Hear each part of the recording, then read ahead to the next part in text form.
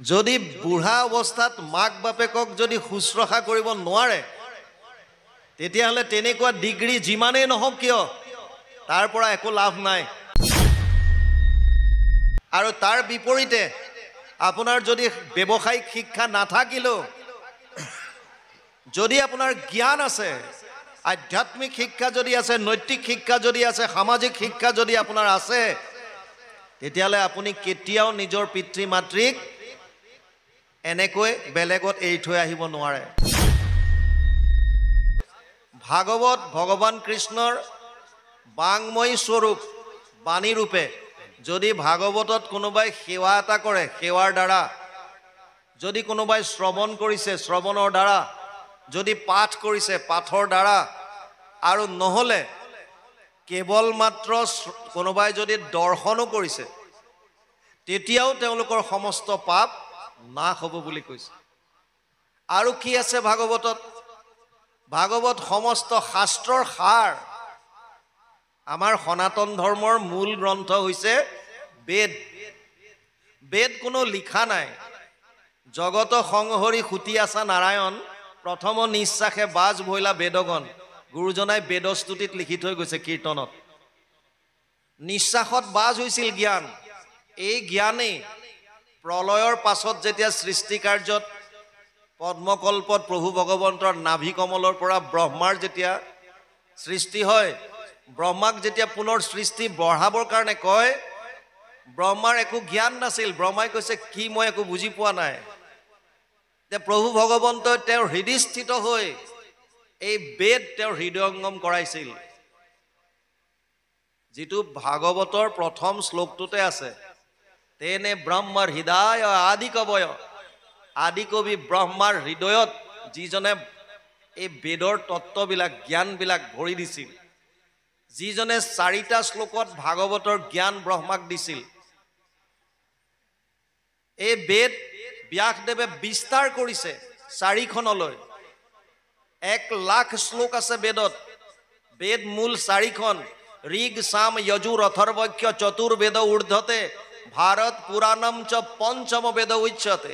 1,4,20 প্ৰথম স্কন্ধ 4ৰ্থ অধ্যায় 20 নম্বৰ শ্লোক ভাগৱত। ঋগবেদ, সামবেদ, যজুৰ্বেদ আৰু অথৰ্ববেদ 4খন বেদ আছে।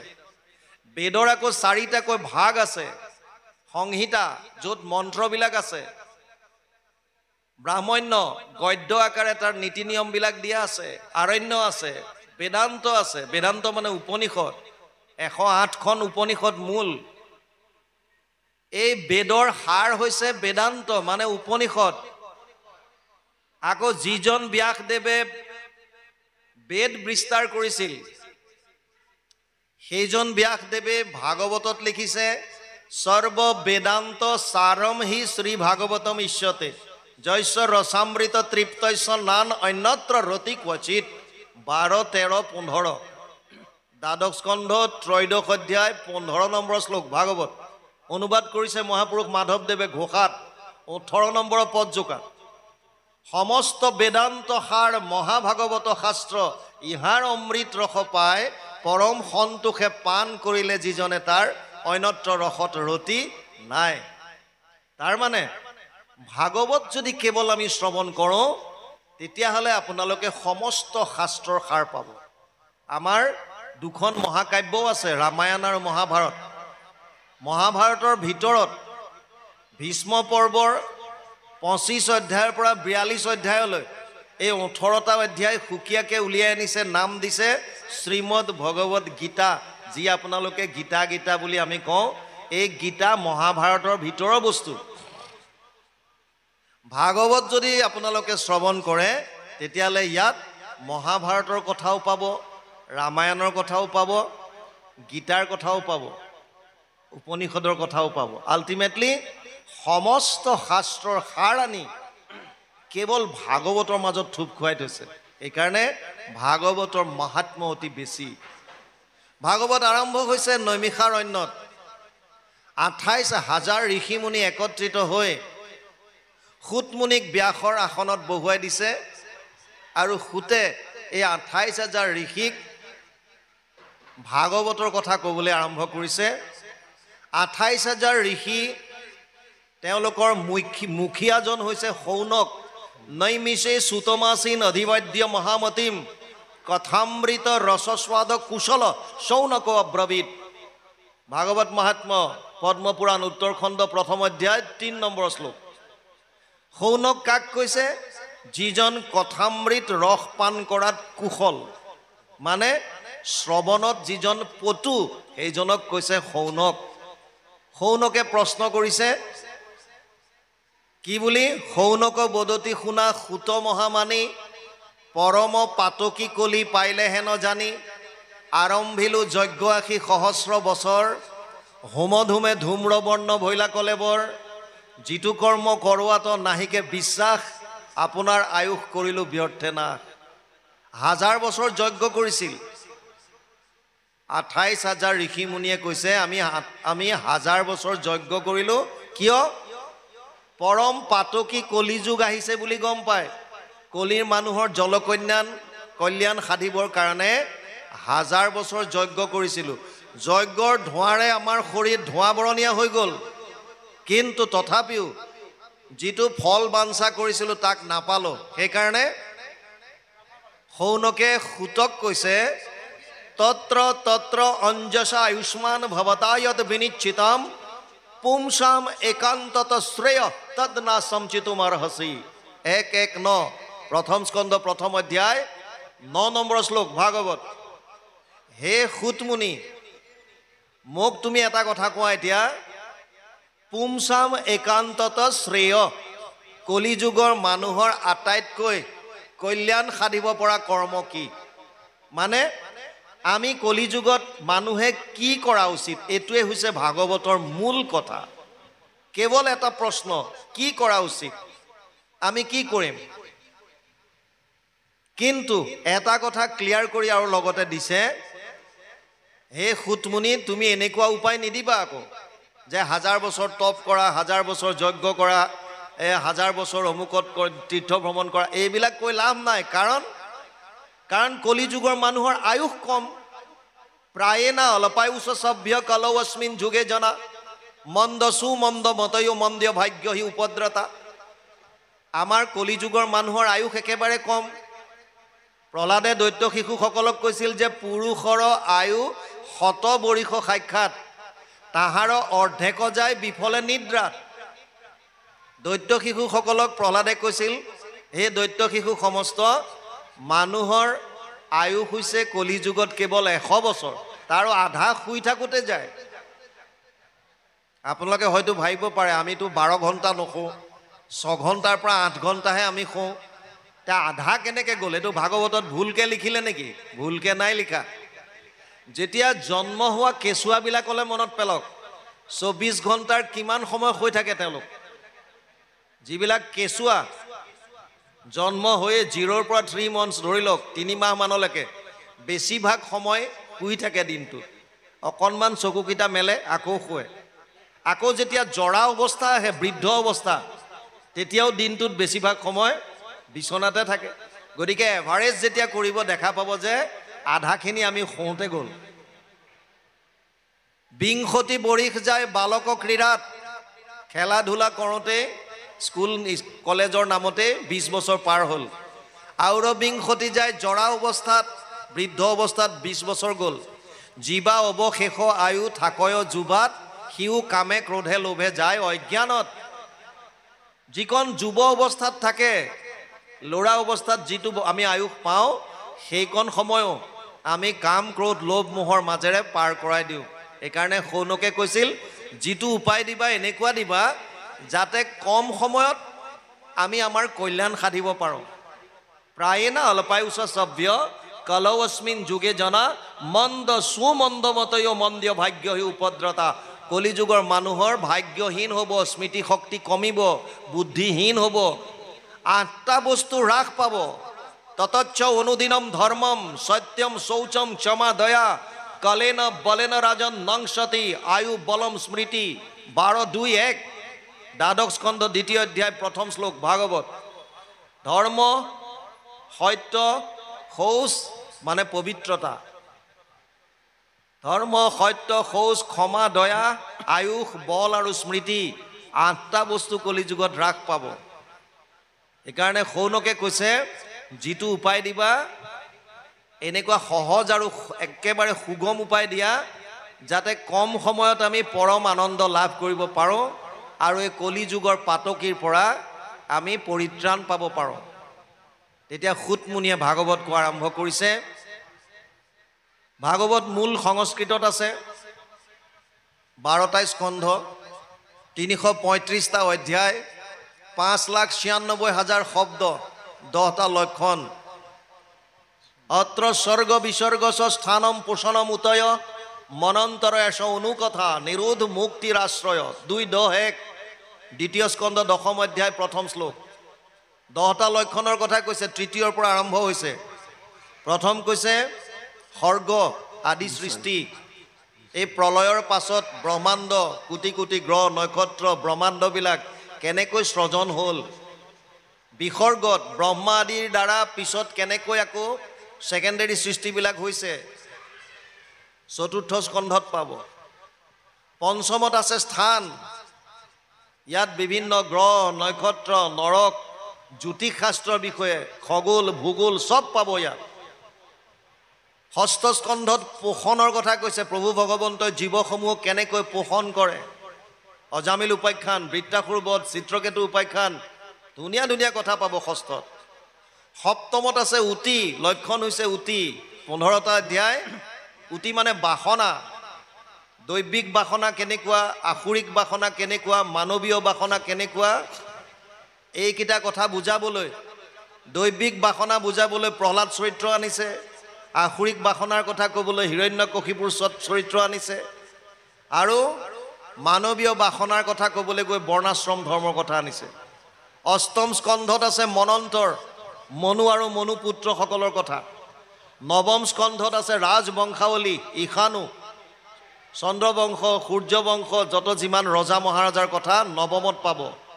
দশম স্কন্ধ নিৰোধ, দশমত আছে 90টা অধ্যায়, 335টা অধ্যায়ৰ 90টা অধ্যায় আছে দশম স্কন্ধত, আটাইতকৈ ডাঙৰ। ভগৱান কৃষ্ণৰ জন্মৰ পৰা বিভিন্ন লীলা দশমত পাব। একাদশত মুক্তি, দ্বাদশত আশ্ৰয়। যদিও 10টা লক্ষণ কৈছে, ভাগৱতৰ মূল লক্ষ্য এটাই, সেইটো হৈছে আশ্ৰয়, মানে শৰণ ক'ত ল'ম। দশমৰ্থ বিশুদ্ধ্যাৰ্থম নবানিমিহ লক্ষণম বৰ্ণয়ন্তি মহাত্মান শ্ৰুতেনা অৰ্থেন চাঞ্জসা। 2:10-2 দ্বিতীয় স্কন্ধ 10ম অধ্যায় 2 নম্বৰ শ্লোকত লিখিছে, আশ্ৰয় দশম লক্ষণটো প্ৰতিপন্ন কৰিবলৈ বাকী 9টা বৰ্ণনা কৰিছে। আমি আহি এতিয়া আপোনালোকে পাঠ শুনিলে, আমাৰ ভাতৃপ্ৰতিম বিশ্বনাথ চাৰিআলিৰে বিনীত বৰা বাপ, বৰ সুন্দৰ, তেওঁ আপোনালোকৰ ওচৰত কৈ আছিল ভৰতৰ কথা। ইয়াত এতিয়া জৰ ভৰতৰ বিষয়ে পালোঁ। প্ৰথমতে ভৰত এজন ৰজা আছিল, ৰজা হৈ তেওঁ শেষত সন্ন্যাস ব্ৰত ধাৰণ কৰি বনলৈ গ'ল। কিন্তু বনলৈ যাওঁতে এদিন ঈশ্বৰ চিন্তা কৰি নদী এখনৰ পাৰত বহি থাকোঁতে দেখিলে গাভিনী হৰিণী এজনী, বাঘ এটাই চিঞৰ মাৰি দিওঁতে ভয় খাই নদীত জাপ দি দিলে, আৰু জাপ দিয়াৰ পাছতে ত্ৰাসত পৰিলে, তাতেই প্ৰসৱ হ'ল। মাক ইফালে মৰি থাকিল, এই পোৱালিটোক ঘৰতে বচালে, আৰু সেই হৰিণী পোৱালিটোৰ প্ৰতি ইমানকৈ আসক্ত হ'ল যে মৃত্যুৰ প্ৰাক মুহূৰ্তত কেৱল এই হৰিণীটোৰ কথাই চিন্তা কৰি থাকিল। সেইকাৰণে পিছৰ জন্মত হৰিণীৰ জন্ম পালে। মৃত্যুৰ সময়ত যাৰ কথা চিন্তা কৰি প্ৰাণ ত্যাগ কৰে, শাস্ত্ৰই কৈছে আপুনি পিছৰ জন্মত সেইটো শৰীৰ লাভ কৰে। যম যমাপি স্মৰণ ভাৱম ত্যজতন্তে কলেবৰম তম তমে বেতি কৌন্তেয় সদা তদ্ভাৱ ভাবিতা। যাৰ যাৰ কথা চিন্তা কৰি পেলাই প্ৰাণ ত্যাগ কৰে। 8ম অধ্যায় 6 নম্বৰ শ্লোকত কৈছে গীতাত। তাৰ পাছত তেওঁ যদিও হৰিণী জন্ম পালে, জাতিস্মৰ বুলি যাক কয়, পূৰ্বজন্মৰ কথাবিলাক মনত আছিল। সেইকাৰণে মাক বাপেক আৰু হৰিণীৰ সংগ ত্যাগ কৰি অকলে ঘূৰি ফুৰে, আৰু শেষত গণ্ডকী নদীত হৰিণীৰ শৰীৰ ত্যাগ কৰে। তাৰ পাছত এজন ব্ৰাহ্মণৰ ঘৰত তেওঁৰ জন্ম হয় ভৰত নামেৰে, পুনৰ ভৰত। কিন্তু তাত তেওঁ অকৰাৰ ভাও ধৰিলে জ্বৰ ভৰত হিচাপে একো বুজি নোপোৱা নিচিনা। এতিয়া ইয়াত বৰ্তমান আহিছে পাঠৰ লগে লগে এতিয়া যাম। জন্ম হোৱাৰ পাছত বাপেকে বিভিন্ন ধৰণৰ শিক্ষা দিছে। আমাৰ সেইকাৰণে আদি গুৰু বুলি ক'লে পিতৃ মাতৃক বুজায়। এটা সন্তান জন্ম হোৱাৰ পাছত ঘৰতে প্ৰায়খিনি শিক্ষা আহৰণ কৰে। আপোনালোকে জানি আচৰিত হ'ব, চাইন্সেও প্ৰমাণ কৰিছে জন্মৰ পৰা 11 বছৰমান বয়সলৈকে এই সন্তানৰ মনটো পেৰাচুটৰ দৰে খোল খাই থাকে, বহুত কথা জানিব বিচাৰে। আমাৰ প্ৰায়বিলাক মাক বাপেকে ধমকিয়াই দিয়ে, এই কি একেটা কথাকে সুধি আছ বা কি বাৰে বাৰে ইটো সিটো সুধি থাক। কেতিয়াও নকৰিব, নজনাটো স্বীকাৰ কৰক যে মই এইটো জনা নাই, তোমাক মই বেলেগক সুধি হ'লেও উত্তৰ দিম। বহুত কথা জানিব বিচাৰে সিহঁতে। এই সময়কণ পেৰাচুটৰ দৰে খোল খাই থাকে। যদি পাৰে আপোনালোকে জানে উত্তৰটো, সময় লৈ পেলাই ল'ৰা ছোৱালীক শিকাওক। আৰু যদি নাজানে, নজনাটো একো ডাঙৰ কথা নহয়। সংসাৰত বহুত প্ৰশ্ন এনেকুৱা আছে যিবিলাক চব জানিব পাৰিলেতো তেওঁ ভগৱানেই হৈ যাব, সৰ্বজ্ঞ হ'ব। আমাক অল্পজ্ঞ বা জ্ঞ বুলি কয়। আমি চব কথা জানিব নোৱাৰোঁ। চব জনা এজনেই আছে, সেইজনক সৰ্বজ্ঞ বুলি কয়। এজন হৈছে ভগৱান কৃষ্ণ। তাৰ বাহিৰে কোনো কাৰো ক্ষমতা নাই চব জনা। গতিকে লাজ কৰিব নালাগে। আদি গুৰু হিচাপে পিতৃ মাতৃক কোৱা হয়। সেইকাৰণে ল'ৰা ছোৱালীয়ে যেতিয়াই যেনেকুৱা ধৰণে প্ৰশ্ন নকৰক কিয়, পাৰিলে উত্তৰ দিয়ক, আৰু নহ'লে সময় লৈ পেলাই বেলেগক সুধি মেলি আহি হ'লেও প্ৰশ্নৰ উত্তৰবিলাক দিবলৈ চেষ্টা কৰক। এতিয়া ইয়াত কৈছে, পিতৃ ভৈলে পুত্ৰক শিখাৱে যথোচিত, লোকতো প্ৰসিদ্ধ এইটো শাস্ত্ৰৰো বিহিত। এহি বুলি শিখাৱন্ত পৰম যতনে, ভৰতে কিঞ্চিতো তাক নমানন্ত মনে। শিক্ষা দিছে ভৰতক, কিন্তু ভৰতে এক্টিং কৰিছে যে এইবাৰ আৰু মই সংসাৰৰ পাক চক্ৰত নপৰোঁ। কিয়? আগৰবাৰ আসক্ত হৈ পেলাই পুনৰ হৰিণী জন্ম পাবলগীয়া হ'ল। চাওক, ভাগৱতৰ কথাবিলাকৰ পৰা আমি কিছুমান আচৰণত আনিব পৰা হ'ব লাগে যে আমি কি ল'ম, কাহিনীটোৰ পৰা আমি ল'ম কি। ভৰতৰ চৰিত্ৰটো যদি চাই, এজন ৰজা আছিল। ৰজা হৈ শেষত বৰ্ণাশ্ৰম ধৰ্মই পালন কৰি বানপ্ৰস্থত গৈ সন্ন্যাস ব্ৰত ধাৰণ কৰিছে। কিন্তু এটা হৰিণীৰ পাল্লাত পৰি ইমানকৈ হৰিণীটোৰ প্ৰতি আসক্ত হ'ল যে কোনো এটা সময় এনেকুৱা নাই যিটো সময়ত হৰিণীটোৰ বেলেগে ৰজা থাকিব পাৰে। কেৱল মনত এনি টাইম হৰিণীটোৰ কথা চিন্তা কৰে। মানে হৰিণীটোক বেছিকৈ ভাল পোৱা হ'ল। আৰু ফলস্বৰূপে কি হ'ল, মৃত্যুৰ সময়ত য'ত ভগৱানৰ নাম ল'ব লাগে, গীতাত অৰ্জুনক কৈছে, অন্তকালে চ মামেবম স্মৰণম উক্ত্বা কলেবৰম য় প্ৰয়াতি চ মদভাৱম ইয়াতে নাস্তিত্ৰ সংশয়। 8 অধ্যায় 5 নম্বৰ শ্লোক, গীতা চেপ্টাৰ 8 8 নম্বৰ অধ্যায় 5 নম্বৰ শ্লোকত কৈছে, হে অৰ্জুন, অন্তকালত যদি, শেষ মুহূৰ্তত যদি কোনোবাই মোৰ নাম লৈ স্মৰণ কৰি পেলাই শৰীৰ ত্যাগ যদি কৰিব পাৰিলে, তেতিয়াহ'লে সি মোক পাব। তাৰমানে পৰম গতি লাভ কৰিব পাৰিব, বৈকুণ্ঠ ধামত যাব পাৰিব, মুক্তি পাব। ইয়াত কোনো সংশয় নাই। এতিয়া এই শেষ মুহূৰ্তত ঈশ্বৰৰ নাম আহিবৰ কাৰণে আমি প্ৰথমৰ পৰা অভ্যাস কৰিব লাগিব। ভৰতে অভ্যাস কৰা নাছিল। ভৰতে হৰিণীটোৰ কথা চিন্তা কৰি আছিল। প্ৰতিটো মুহূৰ্তত হৰিণী হৰিণী কৰোঁতে কৰোঁতে কৰোঁতে কৰোঁতে শেষ মুহূৰ্ততো হৰিণীৰ কথা মনলৈ আহিল। আপোনালোকে জানে মই SSBত আছিলোঁ, এছিষ্টেণ্ট কমাণ্ডেণ্ট হিচাপে। মই ভকতৰ লগত থাকিম বুলি ভলণ্টিয়াৰ ৰিটায়াৰমেণ্ট গুচি আহিলোঁ 22ত, আৰু তেতিয়াৰ পৰা এনেকৈ ঘূৰি আছোঁ। জয়ছলমেৰত এটা সুন্দৰ কাহিনী পোৱা যায়। মোৰ পোষ্টিং আছিল জয়ছলমেৰত, মই 95 পৰা 2001লৈকে আছিলোঁ। তাত এজন বেপাৰীয়ে, তাত প্ৰায়বিলাক আমি ইয়াত যাক মাৰোৱাৰী কওঁ, আচলতে চব মাৰোৱাৰী নহয়। মাৰোৱাৰ এটা এৰিয়া আছে, পাৰ্টিকুলাৰ এৰিয়া এটা আছে, তাত যিখিনি বাস কৰে সেইখিনিক মাৰোৱাৰী কয়। যেনেকৈ অসমৰখিনিক অসমীয়া, বিহাৰৰখিনিক বিহাৰী, পাঞ্জাৱৰখিনিক পাঞ্জাবী, তেনেকৈ ৰাজস্থানৰ এটা পাৰ্টিকুলাৰ এৰিয়া আছে যাক মাৰৱাৰ বুলি কয় মাৰৱাৰত থকাখিনিকহে মাৰৱাৰী কয় কিন্তু আমাৰ ইয়াত যিমান ৰাজস্থানৰ পৰা আহে সবকে আমি মাৰৱাৰী বুলি কওঁ তেনেকুৱা নহয় আচলতে এতিয়া এই ব্যৱসায়ীজনে এবাৰ অজামিল উপাখ্যান শুনিলে আৰু অজামিল উপাখ্যানত তেওঁ গম পালে যে মৃত্যুৰ আগমুহূৰ্তত পিতেকৰ নাম লোৱাৰ কাৰণে বিষ্ণুদূতে আহি যমদূতক খেদাই পেলাই পুনৰ জীৱিত কৰি দিলে এইকাৰণে ই ভাবিলে যে এইটো বৰ একদম আসান কাম মই মোৰ ল'ৰাকেইটাৰ নাম ভগৱানৰ নামত ৰাখিম এইকাৰণে ডাঙৰটোৰ নাম দিলে নাৰায়ণ দ্বিতীয়টোৰ নাম দিলে জনাৰ্দন তৃতীয়টোৰ নাম দিলে গোপাল চতুৰ্থটোৰ নাম দিলে গোবিন্দ অৰ্থাৎ গোপাল গোবিন্দ নাৰায়ণ আৰু জনাৰ্দন চাৰিটা পিতেকৰ নাম চাৰিটা ৰাখিলে মৃত্যুৰ আগমুহূৰ্তত প্ৰায়বিলাকে গম পায় যে মই আৰু বেছি সময় জীয়াই নাথাকোঁ যিবিলাক নেচাৰেল ডেথ আননেচাৰেলবিলাক বেলেগ এক্সিডেণ্ট হৈ মৰিছে কিবা হৈছে এইবিলাক বেলেগ এক্সেপশ্যনেল কিন্তু প্ৰায়বিলাকে যিবিলাকে সময়ত মৃত্যু হৈছে তেওঁলোকে আগতীয়াকৈ কিছুমান গম পায় যে মই আৰু বেছি সময় জীয়াই নাথাকিম যিদিনা তেওঁ গম পাইছে যে মই আৰু বেছি সময় জীয়াই নাথাকিম এতিয়া তেওঁ ল'ৰাকেইটাক মতা আৰম্ভ কৰিলে প্ৰথমতে গোপাল আহি হাজিৰ হৈ গ'ল দেউতা প্ৰাণ যোৱা নাই তেতিয়ালৈকে পিতেকক মাতিছে তাৰপিছত মাতিছে গোবিন্দ আহি হাজিৰ তেতিয়াও প্ৰাণ ওলোৱা নাই নাৰায়ণো আহি হাজিৰ হ'ল তেতিয়াও প্ৰাণ ওলোৱা নাই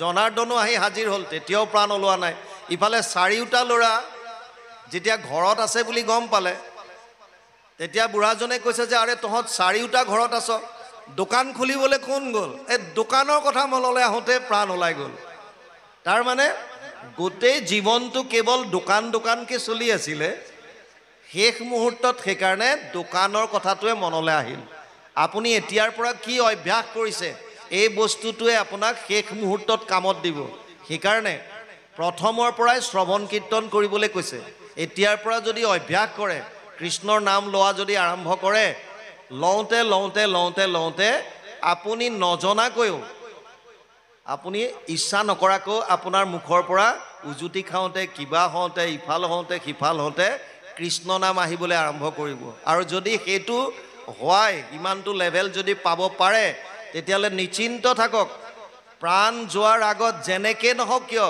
কৃষ্ণ শব্দ আপোনাৰ মুখত আহিবই গেৰেণ্টি সৰু ল'ৰা এটা যেতিয়া খোজ কাঢ়িবলৈ শিকে ই এটা খোজো পেলাব নোৱাৰে থুপুককৈ খহি পৰে আকৌ এটা ভৰি দিব নোৱাৰে থুপুককৈ খহি পৰে হাৰ নেমানে অভ্যাস কৰোঁতে কি হয় শেষত মাৰাথন ৰেচ দৌৰিব পাৰে গাড়ী চলাওঁতে চাইকেল চলাওঁতে প্ৰথমতে বহুত পৰে পিছলৈ এটা হাতত মোবাইল লৈ আৰামত গৈ আছে পেডেল মাৰি আছে গম নাপায় বাইক চলাই আছে গাড়ী চলাই আছে ষ্টিয়াৰিঙত হাত আছে মোবাইলত হাত আছে গমেই নাপায় আৰামত ক'ত কেতিয়া ক্লাছ ক'ত ব্ৰেক মাৰিব লাগে নিজে হৈ আছে কিয়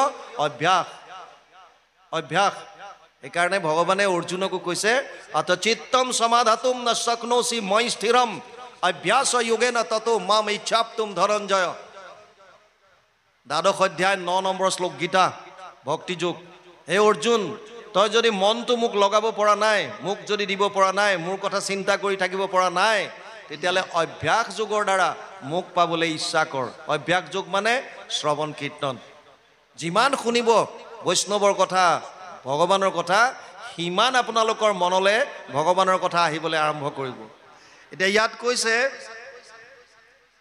তাহান প্ৰযত্ন দূৰ কৰিবাক মনে শিখালেও নুবুজন্ত যেন মূঢ়জনে মহাদুখে জীৱা শিখাৱন্ত দ্বিজ বৰ উলটি সুধিলে তাৰ নাপান্ত উত্তৰ জ্বৰ ভৰতক শিক্ষাটো বাপেকে দিব বিচাৰিছে কাৰণ পিতৃ হ'লে মাতৃ হ'লে আমাৰ এটা দায়িত্ব আছে অকল সন্তান জন্ম দিলে নহ'ব তেওঁলোকক শিক্ষাটো দিব লাগে কোনটো শিক্ষা চাওক মোৰ ৰঙিয়াত পোষ্টিং থাকোঁতে নলবাৰী ৰেলৱে ষ্টেচনত এগৰাকী বৃদ্ধা মাতৃক উদ্ধাৰ কৰিছিল একেবাৰে বুঢ়ী মানুহ এজনী ৰেলৱে পুলিচে উদ্ধাৰ কৰিছিল আৰু তাৰ পাছত খবৰ খাতি লৈ গম পোৱা গ'ল যে সেই মাকগৰাকী চেন্নাইৰ কোনোবা এজন চিফ জাষ্টিছৰ মাক বুঢ়ী হোৱাৰ কাৰণে কোনোবাই আনি মনে মনে নলবাৰী ৰেলৱে ষ্টেচনত এৰি থৈ গুচি গ'ল তেনেকুৱা শিক্ষা কি কৰিব আপোনালোক যদি বুঢ়া অৱস্থাত মাক বাপেকক যদি শুশ্ৰূষা কৰিব নোৱাৰে তেতিয়াহ'লে তেনেকুৱা ডিগ্ৰী যিমানেই নহওক কিয় তাৰ পৰা একো লাভ নাই। আৰু তাৰ বিপৰীতে আপোনাৰ যদি ব্যৱসায়িক শিক্ষা নাথাকিলেও যদি আপোনাৰ জ্ঞান আছে, আধ্যাত্মিক শিক্ষা যদি আছে, নৈতিক শিক্ষা যদি আছে, সামাজিক শিক্ষা যদি আপোনাৰ আছে, তেতিয়াহ'লে আপুনি কেতিয়াও নিজৰ পিতৃ মাতৃক এনেকৈ বেলেগত এৰি থৈ আহিব নোৱাৰে। আমাৰ মানুহবিলাকে মানুহ মৰি যোৱাৰ পাছত শ্ৰাদ্ধ পতাত গুৰুত্ব দিয়ে। জীৱন্ত অৱস্থাত মাক বাপেকক টৰ্চৰ ব্যৱহৃত বেটাৰীৰ দৰে পেলাই দিয়ে। যেনেকৈ টৰ্চ জ্বলোৱাৰ পাছত বেটাৰীবিলাক চাৰ্জ নাইকিয়া হ'লে পেলাই দিয়ে, ঠিক তেনেকুৱা বুলি ভাবে মাক বাপেকক বহুতে। এইবিলাকৰ কাম নাই এতিয়া। কিয় হৈছে এনেকুৱা? কাৰণ ইয়াত ভুল হৈছে আমাৰ। আমি সৰুৰে পৰা তেওঁলোকক কি শিক্ষা দিছোঁ? সৰুৰে পৰা ল'ৰা ছোৱালীক আমি মূৰত কি ভৰাইছোঁ? আমি প্ৰায় কওঁ যে তই IPS অফিচাৰ হ'ব লাগিব, IAS হ'ব লাগিব, ডাক্তৰ হ'ব লাগিব, ইঞ্জিনিয়াৰ হ'ব লাগিব। কেতিয়াবা কোনোবাই বুকুত হাত দি কৈছেনে যে মই মোৰ ল'ৰাটোক কৈছোঁ তই এজন মানুহ হৈ দেখা? আমি নকওঁ। কেৱল কম্পিটিশ্যন ব্যৱসায়িক শিক্ষাৰ, যিটো মই কৰিব নোৱাৰিলোঁ মই ভাবোঁ মোৰ ল'ৰাটোৰ মাজত কৰাম। আৰু তাৰ কাৰণে চবকে একেলগে যাৰ যি মন আছে একেটা লাইনত লগাই দিছে। আপুনি গাধ, ঘোঁৰা, বান্দৰ, মাছ এজোপা গছত একেলগে উঠাব বিচাৰিলে কেতিয়াও উঠিব নোৱাৰে। যাৰ যেনেকুৱা সামৰ্থ্যতা আছে, ভগৱানে এনেকুৱা এজোপা বৃক্ষ তৈয়াৰ কৰা নাই যিজোপা বৃক্ষ কোনো ঔষধিত কামত নাহে। ভগৱানে এনেকুৱা এটা প্ৰাণী তৈয়াৰ কৰা নাই যিটো প্ৰাণী প্ৰকৃতিৰ কামত নাহে। প্ৰভু ভগৱন্তই এনেকুৱা এজন ব্যক্তি তৈয়াৰ কৰা নাই যিজন ব্যক্তিৰ ভিতৰত একো কোৱালিটি দিয়া নাই। চবকে দিছে। প্ৰত্যেকজন মানুহৰ ভিতৰত একোটা কোৱালিটি আছে, গুণ আছে। এই গুণটো কি? এই বস্তুটো মাক বাপেকে নজৰ কৰিব লাগে সৰুৰে পৰা। মোৰ ল'ৰাটো বা ছোৱালীজনীৰ ইণ্টাৰেষ্টটো ক'ত বেছি?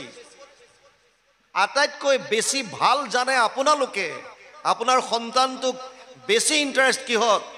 ৰাতি 12টা বজাতো যিটো কাম কৰিবলৈ ক'লে ই হাঁহি ফূৰ্তি কৰি পেলাই উঠিব পাৰে, সেইটো তাৰ স্বভাৱজাত কৰ্ম, সেইটোত উদগনি দিয়ক। ই খেল হ'ব পাৰে, সংগীত হ'ব পাৰে, আধ্যাত্মিক হ'ব পাৰে, যিকোনো হ'ব পাৰে, তাক উদগনি দিয়ক। আৰু লগতে সম্পূৰ্ণ মানুহ হ'বৰ কাৰণে 4 ধৰণৰ শিক্ষা দিবলৈ চেষ্টা কৰক। প্ৰথম, নৈতিক শিক্ষা। আগতে এইটো শিক্ষা ফ্ৰী অফ কষ্ট পাইছিল। যেতিয়া ককা দেউতা আইতাক লগত আছিল তেতিয়া ককা আইতাই নিজে নাতিকেইটাক গৰম দিনত চোতালত শুৱাই লৈ ধাৰি পাতি পাৰি কলাত মূৰ থৈ পেলাই বিভিন্ন সাধু কথাৰ মাজেৰে এই নৈতিক শিক্ষাবিলাক দিছিল। বৰ্তমান মই, মোৰ পত্নী আৰু 2টা সন্তান আমি বেলেগ। গতিকে ককা আইতাৰ মুখৰ পৰা এই সাধু কথা শুনাৰ দিন গ'ল। আৰু সেইকাৰণে নৈতিক শিক্ষাবিলাক ল'ৰা ছোৱালীয়ে পোৱাৰ পৰা বঞ্চিত হ'ল। স্কুল কলেজত নৈতিক শিক্ষাৰ ক্লাছ খুব কম, নাই বুলি ক'লেও ভুল নহয়। সামাজিক শিক্ষা, এনেধৰণৰ সমজুৱা অনুষ্ঠানত যদি ল'ৰা ছোৱালী ওলাই নাহে তেতিয়াহ'লে তেওঁলোকে সামাজিক শিক্ষাৰ পৰা বঞ্চিত হ'ব। যদি আহে তেওঁলোকে গম পাব যে এনেকুৱা সামাজিক অনুষ্ঠানত আমাৰ সাজ সজ্জাৰ পৰা, নিজৰ বাণী কথা বতৰাৰ পৰা, খাদ্য অভ্যাসৰ পৰা কি ধৰণে সমাজ এখন চলিছে, সমাজলৈ ওলাই গ'লে কেনেকৈ যাব লাগে, কি ধৰণে কথা ক'ব লাগে, কি ধৰণৰ খাদ্য হয় তাত, কি ধৰণে আমি কথা বতৰা ক'ম, কাক কেনেকৈ সন্মান কৰিম, সামাজিক ব্যৱস্থাটো কি, এইখিনি বস্তু সমাজলৈ ওলাই আহিলে পাৰিব শিকিব। তাৰ কাৰণে মাক বাপেকে উদগনি জনাব লাগে ল'ৰা ছোৱালীক। কেৱল মোবাইলটো আৰু লেপটপত যদি ঘৰত বহুৱাই থয়, সমাজখনৰ কথা গম নাপায়, তেতিয়াহ'লে আচল তত্ত্বটো গম নাপাব তেওঁলোকে। তৃতীয়টো হৈছে ব্যৱসায়িক শিক্ষা, যিটো আমাৰ স্কুল কলেজৰ পৰা ইউনিভাৰ্চিটিলৈকে যিটো পায়। আৰু ইয়াতে আমি চবেই গুৰুত্ব দিছোঁ আজি মাক বাপেকে। আমি ল'ৰা ছোৱালীক কেৱল তই IPS hobby, doctor hobby, engineer hobby, অমুক হবি, তমুক হবি, ইয়াত গুৰুত্ব দিছোঁ তই মাৰ্কছ কিমান পাইছ, অমুক কিমান পাইছ, কি পাইছ। আৰু আপোনালোকে জানি আচৰিত হ'ব, মাক বাপেকৰ এনেকুৱা কিছুমান প্ৰেছাৰৰ কাৰণে বহুত ল'ৰা ছোৱালীয়ে ছুইচাইড কৰিবলৈ বাধ্য হৈ গৈছে, ছুইচাইড কৰিছে। কাৰণ মাক বাপেকক সন্তুষ্ট কৰিব নোৱাৰিলে, ভালকৈ পৰীক্ষাত মাৰ্কছ আনিব নোৱাৰিলে। আৰে জীৱনটো এখন ক্ৰিকেট খেলৰ নিচিনা। আপোনাৰ এটা বল মিছ হ'ল, যাবলৈ দিয়ক, দ্বিতীয় বল আহিব। দ্বিতীয় বল মিছ হ'ল, যাবলৈ দিয়ক, তৃতীয় আহিব। এটা অভাৰ মিছ কৰিলে আপুনি ক্ৰিজত থাকক, ফিল্ডত থাকক। ছুইচাইড কৰাটো কোনো সলিউশ্যন নহয়। তাৰ কাৰণে ল'ৰা ছোৱালীক শিক্ষাটো লাগিব। আৰু চতুৰ্থ আটাইতকৈ প্ৰয়োজনীয় শিক্ষা হৈছে আধ্যাত্মিক শিক্ষা। সৰুৰে পৰা আধ্যাত্মিক শিক্ষা ল'ৰা ছোৱালীক দিবলৈ লওক। সাধু আকাৰে যেনেকৈ পাৰক কৃষ্ণৰ কথা কওক। আধ্যাত্মিক শিক্ষাই তিনিটা বস্তু আমাক দিয়ে। প্ৰথম হৈছে ভাৱৰ শুদ্ধতা, দ্বিতীয় হৈছে বাণীৰ পবিত্ৰতা, আৰু তৃতীয় হৈছে কৰ্মত শুদ্ধতা। তিনিওটা বস্তু থাকিলেহে এজন মানুহ মনুষ্যৰ পৰা মনুষ্যত্ব প্ৰাপ্তি কৰিব পাৰিব। আপোনাৰ ল'ৰা ছোৱালী যদি সংস্কাৰী কৰিব বিচাৰিছে, আপোনাৰ ল'ৰা ছোৱালীয়ে যদি জীৱনটো আনন্দত কটাব বিচাৰিছে, তেতিয়াহ'লে আধ্যাত্মিক শিক্ষা দিয়ক। ব্যৱসায়িক শিক্ষা দিয়াত মানা নাই, কিন্তু লগে লগে আধ্যাত্মিক শিক্ষা দিয়াটো আৰম্ভ কৰক। কাৰণ বিজ্ঞানে আপোনাক বস্তু বহুত দি দিব। আজি মানুহে ভয় খাই আছে তৃতীয় বিশ্বযুদ্ধ হয় নেকি। যদি বিশ্বযুদ্ধ হৈ গ'ল, থাৰ্ড, কোনেও নাজানে কোনে পৰমাণু বম এৰি দিয়ে। চবৰ হাততে আছে, প্ৰায়বিলাকৰ হাতত আছে। খালি এটা ৰিমোটৰ কাম। এটা ৰিমোট ছুইচ যদি দবাই দিয়ে, হাহাকাৰ মচি যাব গোটেই জগত, তেহেজ নেহেজ কৰি দিব পৰা শক্তি আছে। চাইন্সে বস্তু দিছে, ব্যৱহাৰটো কোনে শিকাব? আপোনাক হাত দুখন দিছে, আপুনি কাৰোবাক আঙুলি টোৱাইনে নমস্কাৰ কৰে, এইটো আপোনাৰ নিজৰ কথা। ভৰি দুটা দিছে, আপুনি নামঘৰলৈ আহেনে নাই, বেয়া জেগাত যায়, আপোনাৰ কথা। আপোনাক বাণী দিছে, আপুনি কাৰোবাক আশীৰ্বাদ দিয়ে নে গালি পাৰে, আপোনাৰ কথা। কেনেকৈ জানিব এইবিলাক? আধ্যাত্মিক শিক্ষাই শিকাব আপোনাক, আধ্যাত্মিক শিক্ষা। সেইকাৰণে ল'ৰা ছোৱালীক সৰুৰে পৰা শিক্ষা দিয়ক। জ্বৰ ভৰতক সৰুৰে পৰা বাপেকে শিক্ষা দিয়াৰ চেষ্টা কৰিছে, কিন্তু জ্বৰ ভৰতে সমস্ত জানে, জাতিস্মৰ হৈ আহিছে। তেওঁ ভাবিছে মই যদি এইখিনি উত্তৰ দিবলৈ যাওঁ তেতিয়াহ'লে কি হ'ব? আসক্ত হ'ব লাগিব মই আকৌ, আৰু এইটো এইবাৰ হ'ব নিবিচাৰোঁ। সেইকাৰণে মই সংসাৰৰ পৰা এৰাই চলিম, অকলশৰীয়াকৈ চলিম। সেইকাৰণে ইয়াত লিখিছে, তাহান প্ৰযত্ন দূৰ কৰিবেক মনে, শিখালেও নুবুজন্ত যেন মূঢ়জনে, মহাদুখে জীৱা শিখাৱন্ত দ্বিজবৰ, উলটি সুধিলে তাৰ নপান্ত উত্তৰ। বাপেকে যি যি শিকায়, যদি সোধে কিবা প্ৰশ্ন কৰে, তাৰ পৰা কিন্তু উত্তৰ নাপায়। ইয়ালৈকে গৈছে, ইয়াৰ পিছত অকণ পাঠ যাওক, আলোচনা কৰিম।